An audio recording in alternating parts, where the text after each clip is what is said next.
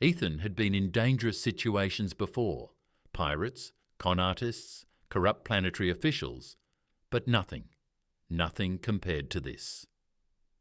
The air in the Imperial Hall was thick with tension, though the scent of burning incense and exotic flowers still clung to it like a deceptive veil. The grandeur of the place was suffocating.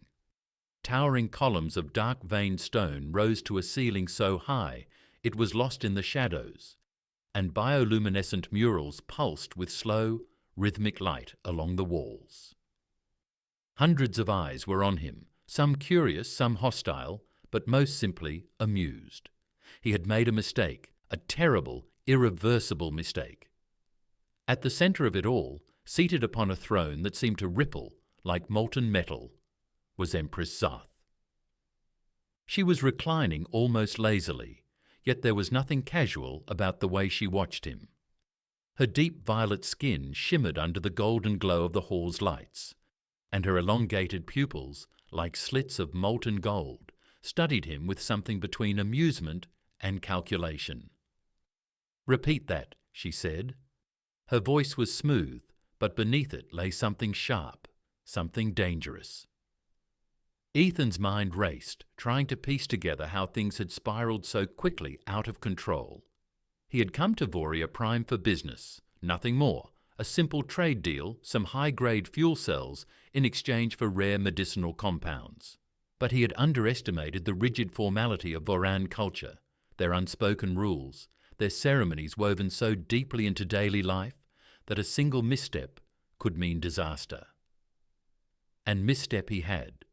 The noble standing beside him, some pompous lord whose name he hadn't caught, had been furious at Ethan's refusal to grovel properly during an introduction.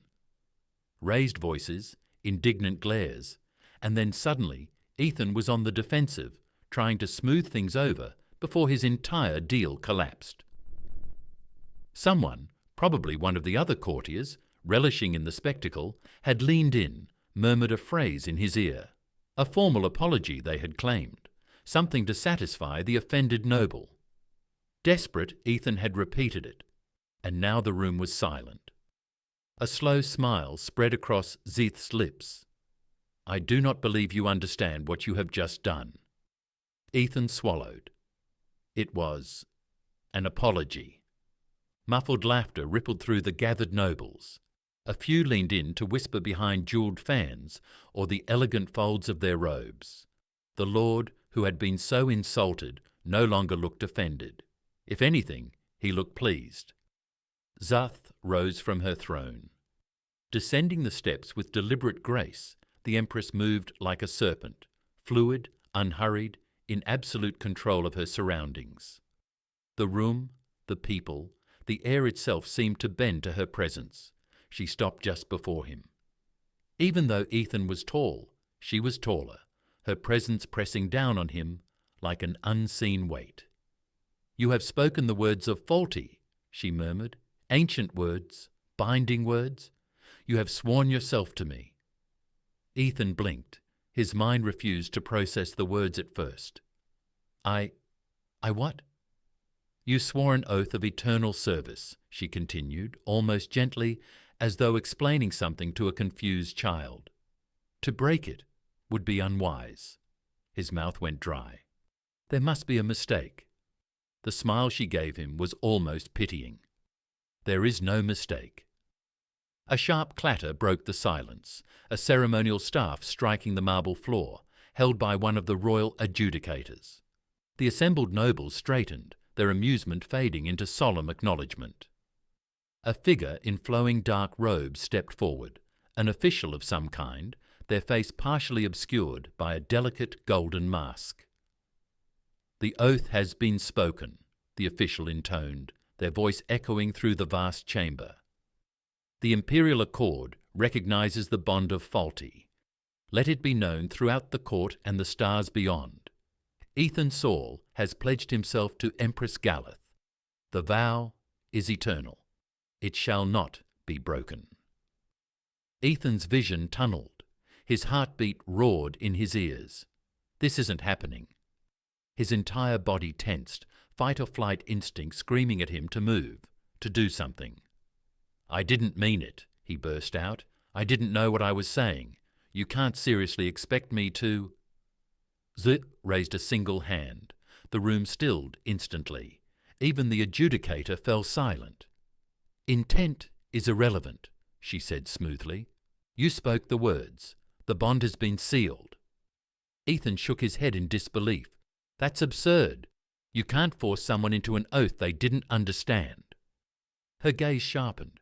"This is Voria, not one of your lawless fringe worlds. Here, words hold power." He clenched his fists, anger rising to choke out the fear. "This is kidnapping." Dith tilted her head. "Is it?" A quiet murmur ran through the gathered nobility. A challenge had been issued, and the court held its breath, waiting to see how their Empress would respond. Then, to Ethan's utter confusion, she smiled, not the cold amusement from before, but something else, something that sent an uneasy shiver down his spine. She stepped closer, lowering her voice so only he could hear. "You think you are a prisoner, that you have been trapped in something beyond your control." He stiffened, jaw tightening. "But tell me, Ethan Saul." She leaned in just slightly, and for the first time there was something almost knowing in her gaze. "Are you certain this is not where you were always meant to be?" A hush fell over the chamber. The question hung in the air, heavier than stone. Ethan's pulse pounded. He had no answer. Not yet. But one thing was clear. His life, his future, everything had just been rewritten in the space of a single breath. And there was no going back. Ethan had been confined before, holding cells, impound lots, even a particularly grim pirate brig. But nothing had prepared him for the kind of captivity that came wrapped in silk and gold. The guest chamber, no, his chamber, was a sprawling suite of alien luxury. The walls pulsed with soft bioluminescent veins, casting a warm, shifting glow over the room. The air was fragrant, carrying subtle notes of something floral yet unfamiliar. A bed, enormous and draped in deep violet fabric, dominated the far side, and a sunken pool of shimmering water lay at the centre, steam curling from its surface. Ethan sat stiffly on a cushioned div, his mind still struggling to process the last few hours. He wasn't in a prison. He wasn't in chains. But he was trapped all the same. He had sworn an oath to an alien Empress. It wasn't real. It couldn't be real. He had tried, of course, to explain, had pleaded, reasoned, even demanded that someone, anyone, understand that he had spoken in ignorance, that this was all a grand misunderstanding. But the Voran had only smiled, their expressions unreadable behind their intricate, shimmering garments and ornamental masks. The oath is spoken. The vow is eternal. His protest had meant nothing. A soft chime rang through the air. The walls shimmered in response, and a section of the room seemed to dissolve, revealing a figure at the entrance. Ethan shot to his feet, expecting another masked official, another stern-faced noble here to remind him of his so-called duty. Instead, it was her. Empress Zath stepped into the room with the effortless grace of someone who had never been denied anything in her life. Her attire was different from the imposing ceremonial robes she had worn in the throne room. Now she was draped in sleek, flowing fabric that accentuated the smooth lines of her form. The deep violet of her skin gleamed under the bioluminescent light, and her golden eyes held their usual glint of amusement. Ethan clenched his jaw. "I assume you're here to tell me, once again, that this is all set in stone?" Zith's lips curved. "You learn quickly?" "I learn when I have no other choice." She stepped further into the room, and the wall reformed behind her, closing seamlessly. Ethan tensed. The room suddenly felt smaller. "I imagine this is not what you expected when you arrived on Voria Prime," she said, her voice smooth, unhurried. Ethan let out a sharp breath, running a hand through his hair. "You could say that." Zahath studied him, head tilting slightly, as if he were some fascinating new specimen in one of her laboratories. "You misunderstand, Ethan. You believe you are a prisoner," he scoffed. "I don't believe it. I know it." "Then tell me," she said, moving closer, "what chains hold you?" He gestured around the room, the ones that looked suspiciously like luxury. She smiled. "You are not bound in chains, nor locked behind doors. You are free to move within the palace as you wish." "That's not freedom," Ethan snapped. "It's just a bigger cage." She watched him for a long moment, then, with deliberate ease, took a seat in one of the low chairs near the pool. "You see yourself as a captive, yet you have been given status, privilege, a place at my side." "A place I didn't ask for," Ethan interrupted. Zeth sighed, a sound almost too human. "And yet, here you are." Ethan's hands curled into fists. "You could release me." "I could." The answer came so easily that it startled him. His anger stuttered for just a moment, confusion slipping through the cracks. "Then why don't you?" he asked, voice quieter now. Zeth leaned forward slightly. "Because you swore an oath." He exhaled sharply, shaking his head. "I didn't mean to. That does not change the fact that you did." Ethan paced to the other side of the room, pressing a hand against the warm wall. The surface pulsed beneath his fingertips, responding to his presence. He pulled his hand away quickly. "What do you want from me?" he finally asked, turning back to face her. Zith regarded him for a long moment before standing. When she stepped forward, there was something different in her posture. Not the amused predator, not the untouchable ruler, but something quieter, something closer to human. "I want you to understand," she said, voice softer now, "that you are here for a reason." Ethan let out a breath of laughter, humorless. "Oh, so now it's fate." She tilted her head. "Perhaps. Right, and I suppose you think I was always meant to be your... what? Servant?" Zith's lips quirked at the word. "I have no need for another servant." "Then what do you need?" She took another step forward, and suddenly Ethan became acutely aware of the warmth of the room, the distant hum of the palace around them. He could see the gold in her irises now, the faint shimmer beneath her skin. "I need someone who is not bound by the games of the court," she said. "Someone whose loyalty is not bought by bloodlines or politics." Ethan frowned. "You think that's me?" Zith studied him, then said simply, "You have no reason to betray me." Ethan gave a short, bitter laugh.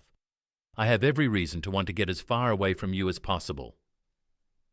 "And yet," she said, stepping even closer, "you haven't." The words sent an uncomfortable chill through him. He wanted to argue, to tell her that he had no choice, that he had tried to leave, but the truth settled uneasily in his chest. She was right. He was still here. Zeth turned slightly, her expression unreadable. "Tomorrow you will join me in court." Ethan stiffened. "Excuse me?" "You will learn the world you have sworn yourself to," she said simply. "And in time, perhaps you will see that this is not a prison." His jaw clenched. "And if I refuse?" Zarth smiled. "You won't." And with that, she turned, the wall dissolving once more as she stepped through, leaving him alone in his gilded cage. Ethan had been thrown into chaos before. Gunfights gone wrong, business deals turned sour, one particularly nasty escape from a collapsing asteroid station, but nothing quite compared to the quiet, suffocating storm of an alien court.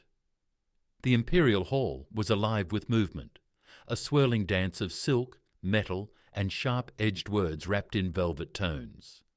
Nobles in shimmering robes glided across the floor, exchanging whispers behind jeweled fans and delicate masks.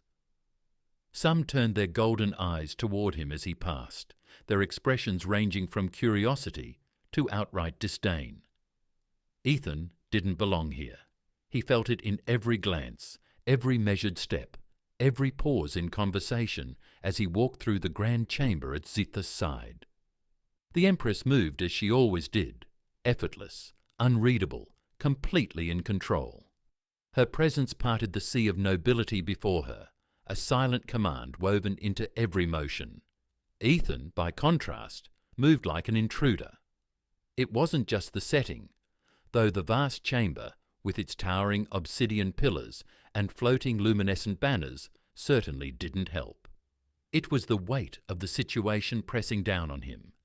He had no idea what was expected of him, no idea why Zith had insisted he'd be here. All he knew was that he hated it. "Smile, Ethan," Zith murmured as they ascended the dais toward her throne. "You look like you'd rather be anywhere else." "That's because I would," he muttered. She cast him a sidelong glance, amusement flickering in those molten gold eyes. "Then you have much to learn." The nobles arranged themselves in a loose semicircle before the throne, their movements practiced, calculated. A few kept their attention fixed on Zath, but most let their eyes drift toward Ethan. He could feel the weight of their scrutiny, the unspoken question lingering in the air. Why is he here? He wished he had an answer. The adjudicator from the day before, still masked, still unreadable, stepped forward and struck their ceremonial staff against the floor. The hall fell into silence. "Proceed," Zath commanded, lowering herself into the throne with effortless grace. The court moved swiftly, each noble stepping forward in turn to present their business: land disputes, trade negotiations, diplomatic concerns. Ethan barely followed the details, but what he did notice with growing unease was how easily Zath maneuvered through it all. She didn't just rule, she played. Every word, every pause, every subtle shift in tone was a move in a game he couldn't see the edges of. Nobles approached with careful phrasing and veiled intentions, and she met them with a response that was just as precise. Promises that meant nothing, threats wrapped in silk, agreements that were somehow, never, truly, agreements. Ethan had known she was powerful, but watching her now he realized he had underestimated just how dangerous she was. And he was standing right next to her. A noble, draped in deep crimson, stepped forward, his robe trailing behind him like spilled wine. He bowed deep before speaking. "Your Radiance, we must speak of the matter at the border." A hush settled over the court. Ethan saw subtle shifts, nobles stiffening, eyes narrowing in quiet calculation. Zaith did not react. "Continue." The noble straightened, but his voice held an edge now. "The Dominion encroaches further with each cycle. Their ships test our defences. Their envoys test our patience. It is only a matter of time before they overstep." Ethan frowned, trying to piece together what little he knew. The Dominion, an empire in its own right, one that had long balanced on the edge of conflict with Voria, skirmishes, territorial disputes, nothing large enough to trigger full-scale war. Not yet. Zete's fingers drummed idly against the armrest of her throne. "Do you recommend a course of action, Lord Veen?"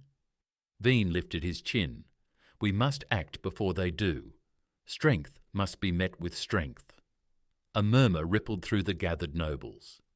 Some nodded in agreement, others remained silent, waiting. Ethan didn't move, didn't speak, but he felt it, the shift in the room. This was important.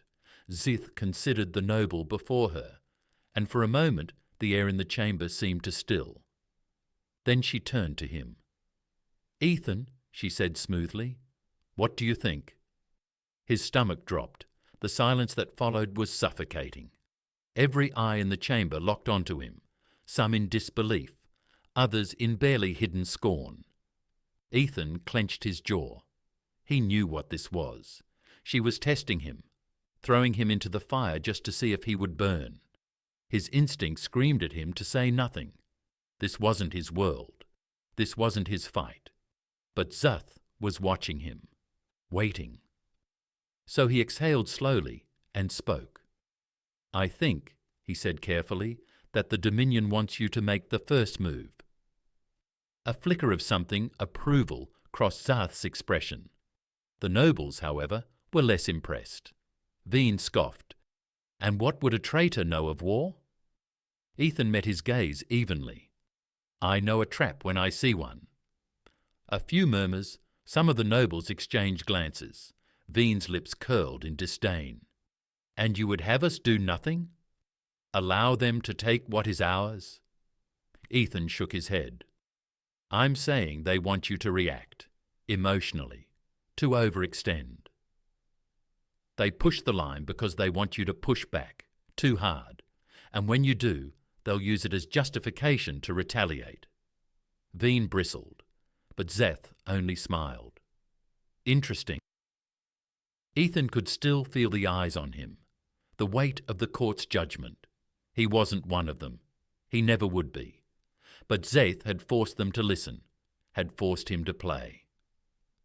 The session continued, but the atmosphere had changed. The nobles spoke more carefully now, glancing at Ethan as though reassessing. When the court was finally dismissed and the nobles began their slow, murmuring retreat, Szeth turned to him once more. "You handled that well," she said. Ethan let out a breath. "You put me in a damn impossible spot." She tilted her head. "And yet you survived it." His fists clenched. "Why?" She stepped closer, and for the first time there was something quieter in her gaze. "Because if you are to stand at my side," she murmured, "you must know how to stand at all." And with that, she left him in the emptying hall, the weight of her words settling over him like a second skin. Ethan had never been one for politics. Deals, sure. Negotiations, absolutely. But politics, the kind that twisted every word into a weapon and turned every silence into a trap? No, thank you. And yet, here he was. Walking the marble corridors of the imperial palace, his every step echoing against the towering walls as masked attendants trailed him at a respectful yet ever watchful distance. The court session had ended hours ago, but the weight of it still lingered. He had played his part, survived the scrutiny of the nobles, and somehow managed to walk away without making a complete fool of himself. Still, he couldn't shake the feeling that he was being tested. Scythe had put him in that position deliberately. That much was obvious. But why? Why force him to stand before a room full of aliens who wanted nothing more than to see him fail? Why make him part of this game when he had no stake in it? And more troublingly, why did he care? His pace slowed as he reached a massive open balcony overlooking the city. Voria Prime stretched out before him, a vast sprawl of bioluminescent towers, sky bridges, and shimmering rivers that pulsed with energy. Airships hovered in the distance, their sleek insectile forms gliding between the structures. The twin moons hung low in the sky, casting pale light over the world below. It was beautiful, and it wasn't his. "Do you find the view pleasing?" Ethan tensed, but didn't turn. He knew that voice well enough by now. Szeth stepped beside him, her presence as effortless as ever. Unlike earlier, when she had been draped in her regal court attire, she now wore something simpler, if such a word could be applied to anything about her. A deep indigo robe with intricate silver threading, the fabric clinging to her form before cascading in loose waves at her feet. It was a softer look, but no less imposing. Ethan exhaled through his nose. "It's not what I expected." She tilted her head. "What did you expect?" "I don't know. Something colder. More imperial, I guess." Szeth let out a quiet hum. "A common assumption. Many who stand outside the Empire see only the blade, never the hand that wields it." Ethan turned to face her, crossing his arms. "That's an interesting way of saying, we're not the villains." A small smile touched her lips. "And do you think we are?" He hesitated. It was a loaded question, and they both knew it. "I think," he said slowly, "that I don't know enough to answer that." Her gaze held his for a long moment. Then she nodded. A wise response. Silence stretched between them, filled only by the distant hum of the city. Ethan sighed, rubbing the back of his neck. "Look, if you brought me out here to give me another cryptic lesson about destiny, I think I'll pass." Zeth chuckled. "Not tonight." That, at least, was a relief. She turned, resting her hands against the balcony railing. "The court will continue to test you," she said. "You gained their curiosity today, but curiosity is a fleeting thing. Soon they will want more." Ethan frowned. "More? Proof of who you are, of why I allow you to stand at my side." He scoffed. "Maybe because I didn't exactly have a choice." Zeth's expression didn't change. "Choice or not, you are here, and in the eyes of the court, that means you must be something." Ethan ran a hand through his hair. "Great. And if I fail this little test?" She turned to him fully, stepping closer. "Then they will seek to remove you." He swallowed.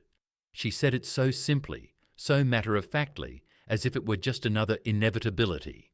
And maybe, in her world, it was. Ethan let out a slow breath. "So what? You expect me to start playing this game, to bow and scrape and act like I belong here?" "No." Zith's voice was soft but firm. "I expect you to survive it." Something in her tone sent a chill down his spine.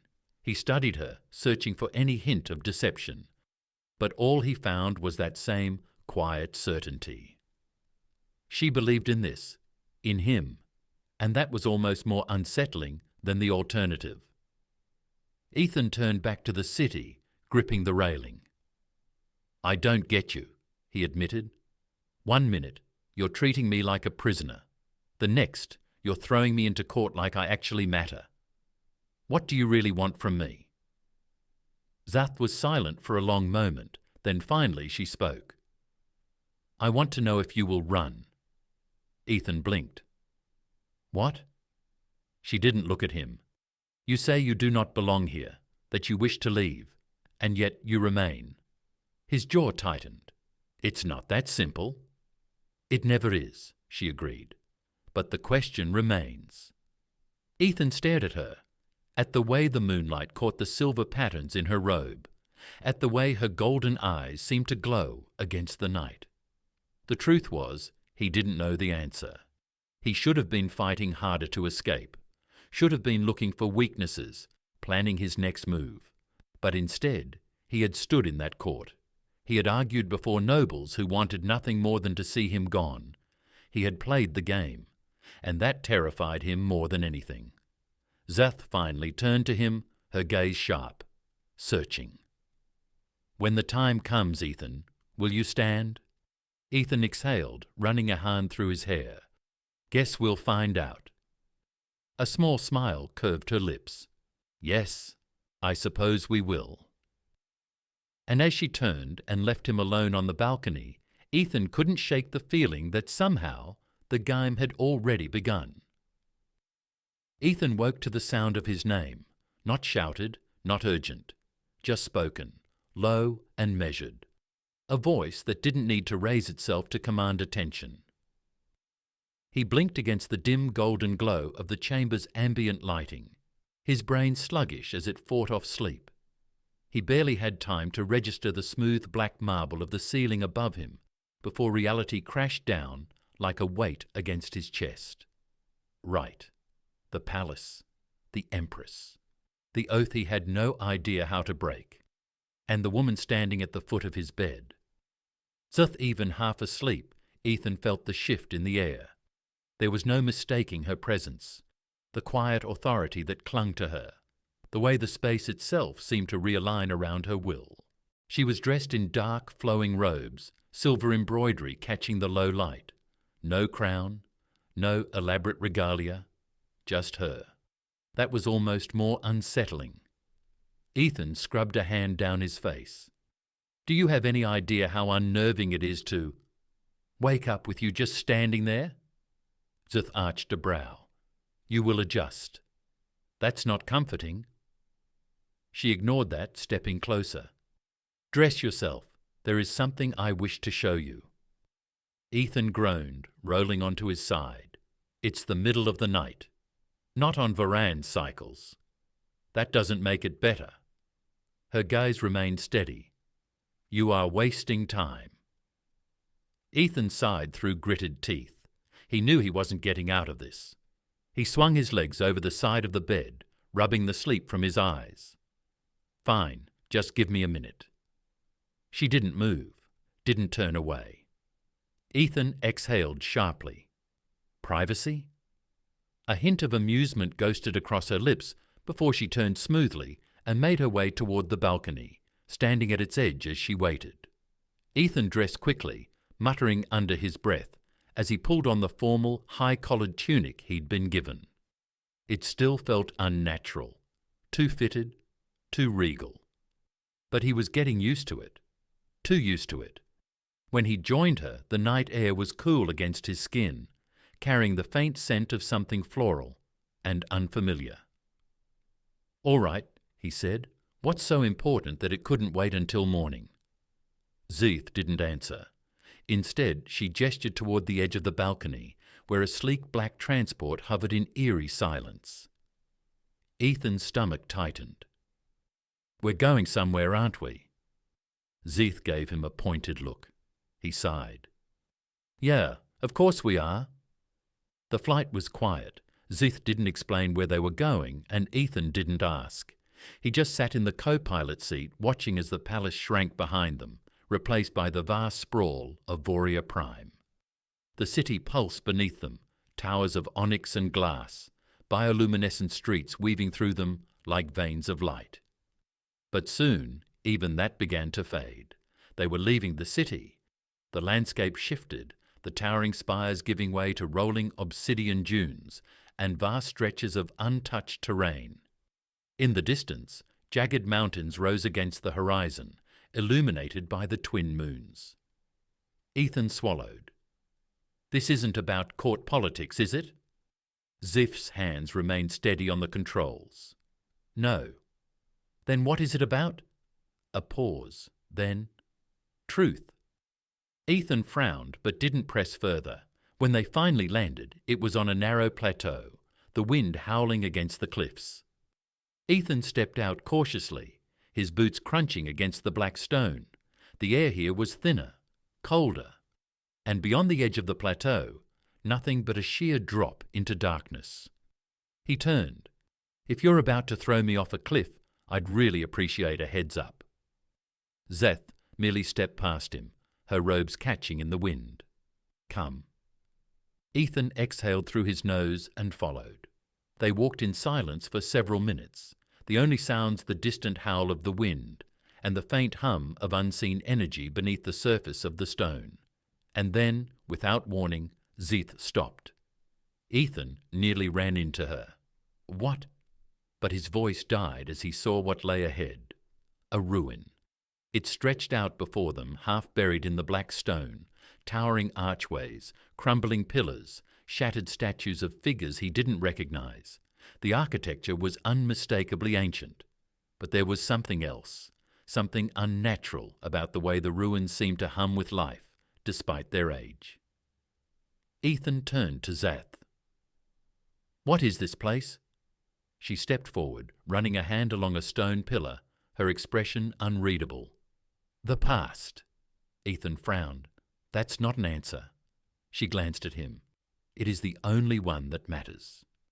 Ethan exhaled sharply. All right, fine. And why are we here? Zath considered him for a long moment.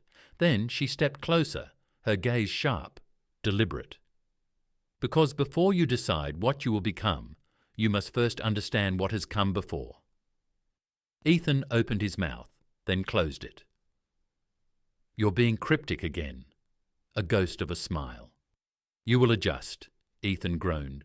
You keep saying that. Zith turned back to the ruins. Come, there is something I wish you to see. And with that, she led him deeper into the past. The ruins swallowed them in silence. Ethan's footsteps echoed against the ancient stone as he followed Zath deeper into the crumbling corridors. Whatever this place had once been, a temple, a fortress, a palace, it had long since been abandoned. Time had worn away its grandeur, leaving only skeletal remains of its former glory. But despite its age, there was something alive about it. The very air hummed with unseen energy, a presence that prickled against his skin. Zath walked with purpose, her dark robes trailing behind her as if she belonged here, as if the ruins themselves recognized her. Ethan, on the other hand, felt like an intruder. He kept his hands at his sides, resisting the urge to touch the strange carvings that lined the walls. Some depicted towering figures with elongated regal features. Voran. He assumed others showed battle scenes, starships streaking across the skies, warriors locked in combat, but the most unsettling were the murals of a lone figure standing above kneeling masses, radiating an aura of power that seemed almost divine. Ethan swallowed hard. He didn't need to be a historian to guess who that was supposed to be. "What is this place?" he asked again, his voice quieter this time, as if speaking too loudly might wake something. Zethi didn't stop. "A graveyard," Ethan's brow furrowed. "A graveyard for what?" For what was, and for what will never be again. Cryptic as ever. They reached a set of massive doors, 20 feet high, made of black stone veined with silver. Zay raised a hand, and at her touch the doors groaned and shuddered, parting with a slow, grinding sound. Beyond them was a chamber unlike anything Ethan had ever seen. The walls were lined with statues, each one depicting a different figure, their expressions frozen in serene contemplation. Some were missing arms, others had cracks running down their faces, but all of them radiated the same quiet power. At the center of the room stood a single pedestal, and resting atop it, a sword. Ethan frowned. It wasn't what he expected, not some grand jewel-encrusted relic, but a simple, unadorned weapon. The metal was dark, the hilt wrapped in something that looked like leather but shimmered strangely under the light. The blade itself was long and slightly curved, with no markings or engravings. And yet, Ethan stepped closer, his pulse quickening. He didn't know why, but something about the weapon pulled at him, like a whisper just at the edge of hearing. Zith watched him carefully. "Do you feel it?" Ethan exhaled. "Yeah. This blade has been here for over 1,000 cycles. It was forged in the final days of the old empire by the last of the true Voran masters." Ethan glanced at her. "You say that like the empire we're in now isn't the same one." Her expression didn't change. "Because it isn't." He turned fully toward her. "Then what is it?" Zoth regarded him for a long moment before finally speaking. "An imitation." Ethan let that sink in. "So what happened to the real empire?" She gestured to the statues around them. "It died with them." Ethan looked around again, his gaze settling on the carved faces. "Who were they?" "The last rulers of the old ways," she said. "Not just emperors, but guardians of a balance that has since been lost. They swore oaths, not of power, but of duty." Ethan's eyes snapped back to her. "Oaths," he swallowed. "And you brought me here because—" Zith stepped past him, stopping before the sword. "Because you swore an oath as well." Ethan's stomach twisted. "By accident." She didn't look at him. "Does that make it any less real?" He opened his mouth, but no words came. Zeth exhaled, her fingers hovering just above the blade. "I was raised in a time when power meant survival. The empire you see now, it is vast, it is mighty, but it is built on something fragile: fear, control." Ethan studied her carefully. There was something in her voice that hadn't been there before, a sliver of something unguarded. "You don't believe in it?" Zeth's gaze met his. "I believe in what it was meant to be." Ethan ran a hand through his hair, letting out a sharp breath. And where do I fit into all of this? Her golden eyes searched his face. That is what we must find out. Ethan looked at the sword again, then back at her. And if I don't want to be part of this? A long pause, then softly. Then I will not force you. Ethan blinked. He hadn't expected that, not from her. She turned to the pedestal, her expression unreadable. But I think you already know the answer. Ethan let out a humorless laugh. Do I? Zoth smiled. Just barely? Yes. Ethan ran a hand down his face. He wanted to argue, wanted to tell her that she was wrong, that he wasn't meant for any of this, that he was just a traitor who'd made a stupid mistake. But the truth settled heavy in his chest, because deep down he did know. And that terrified him more than anything. The halls of the Imperial Palace had never felt so quiet. Ethan stood at the edge of the grand throne chamber, his pulse steady, his breathing even. The air here had always been thick with ceremony, with the weight of tradition pressing down on every stone and tapestry. But now it carried something else, uncertainty. The assembled nobles and councillors murmured in hushed voices, their faces drawn, their elaborate robes rustling as they shifted uncomfortably. They had gathered in expectation of a declaration, a final word on the crisis that had nearly torn the empire apart. And at the centre of it all, standing before the throne, was Ziath. She looked composed, regal as she always did. But Ethan had come to recognize the subtle tension in her stance. This moment mattered. The choice she was about to make would reshape everything. He took a slow breath. The past weeks had been a whirlwind of revelations, betrayals, and impossible choices. He had been pulled deeper and deeper into the currents of Voran politics, each step dragging him closer to an undeniable truth. This empire was not what it claimed to be, and neither was its empress. Not entirely. The sword he had seen in the ruins, the one that had whispered to him of forgotten duty, was now strapped across his back. It was more than a weapon. It was a symbol of the old ways, of an empire that had once been guided by something more than ambition. Zoth had brought him here, but it had been his choice to stay. Now the moment of reckoning had come. One of the councillors, an older Voran with sharp eyes and a voice like polished steel, stepped forward. "Your Majesty," he said, inclining his head toward Zoth, "the assembly awaits your word."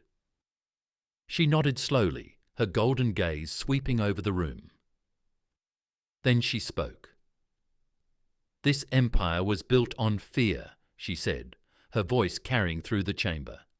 "It has endured through power, through control, but it was not always so." A murmur rippled through the crowd. Ethan saw the way some of the nobles stiffened, the way others exchanged wary glances. Zoth continued. "For too long we have ruled with the belief that strength alone ensures survival, that those who question us are enemies, that those who resist must be broken." Her expression hardened. "But strength without purpose is hollow, and power without wisdom is ruin." Silence, heavy, expectant. Then from the far end of the room a voice. "This is treason!" The words came from Lord Varth, one of the highest-ranking nobles in the Empire, a man who had opposed Zoth from the moment Ethan had arrived in her orbit. He stepped forward now, his dark robes billowing, his expression thunderous. "You speak of abandoning control, of weakening the Empire," Varth said, his voice edged with scorn. "Do you truly believe our enemies will show us the same mercy you now seek to bestow upon them?" Zoth met his gaze unflinching. "I do not seek to weaken the Empire, I seek to restore it." Varth let out a sharp laugh. "With what ideals? Old legends?" His gaze flicked to Ethan, with him. Ethan didn't move, didn't speak. He let the silence stretch, let the weight of the question settle over the room. Then finally, he took a step forward. "I never wanted this," he said, his voice calm but firm. "I didn't ask to be here. Didn't ask to be bound by an oath I didn't understand." He let his gaze sweep the assembled nobles, meeting their eyes one by one. "But I made a choice to stay, because I saw what this empire could be, what she wants it to be." He nodded towards Zarth. "And if you think that makes me weak, then you haven't been paying attention." Varth scoffed. "You're an outsider. You know nothing of our ways." Ethan tilted his head. "Maybe, but I know this much. Fear isn't the same thing as loyalty, and ruling through fear only works until people stop being afraid." A silence fell over the chamber, heavier than before. Then, unexpectedly, one of the nobles, a woman in deep blue robes, stepped forward. "The Empress speaks of a different path," she said carefully. "Perhaps it is time we listen." Another noble murmured in agreement, then another. Ethan saw the shift, small, tentative, but real. Varth's expression darkened. He stepped forward, lowering his voice. "You risk everything," he said, his words meant for Zarth alone. "Do you truly think they will follow you down this path?" Zarth regarded him with quiet intensity. "I do not need them to follow. I need them to understand." For the first time, Ethan saw something flicker in Varth's eyes. Hesitation, perhaps even doubt. And then, with a sharp bow, he turned and stepped back into the crowd. Zarth straightened. "This empire will not be ruled by fear any longer," she said. "We will rebuild. We will remember what was lost, and we will be stronger for it." Ethan watched the way the room shifted, uncertain, but listening. It was enough. As the assembly dispersed, Zeeth turned to him. For a long moment she simply studied him, as if seeing him anew. Then, with a small incline of her head, she spoke. "You chose to stay," Ethan exhaled. "Yeah, I did." A hint of something, approval, gratitude, ghosted across her face. And as they stood together in the throne chamber, Ethan realized that this was no longer about an oath made in ignorance. This was a choice. And for the first time, it felt like the right one.